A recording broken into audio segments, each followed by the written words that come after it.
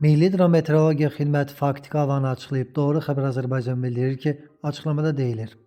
Ölkə ərazisinin bəzi yerlərində yağıntılı hava şəraiti davam edir. Belə ki, Şahbuz, Göygöl, Şəmkir, Gəncə, Qax, Quba, Qusar və Şabranda arabir yağış yağır. Bəzi yerlərdə yağıntılar intensivləşir. Kəlbəcər, Laçın, Daşkəsən, Şahtağ və Gədəbəyin yüksək dağlıq ərazilərində isə qar yağması müşahidə olunur. Naxçıvan, Şərur, Culfa, Sədərək, Quba, Qusar, Yevlax, Sabirabad və Hacıqabulda qatı duman müşahidə olunur ki, dumanda da görünüş məsafəsi 500 metrə qədər məhdudlaşır. Nazirlik gözlənilən güclü küləklə bağlı əhaliyə xəbərdarlıq edib. Xəbərdarlıqda deyilir. Dekabrın 2-si axşamdan 3-ü gündüzə qədər Bakıda və Abşeronda, eyni zamanda bəzi rayonlarda güclü külək əsəcək.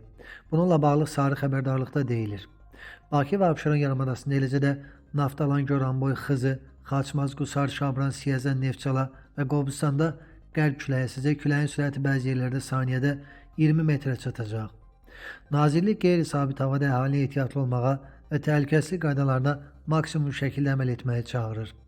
Ciddi təhlükə olduqda isə 112 qaynar xəttə zəng edin.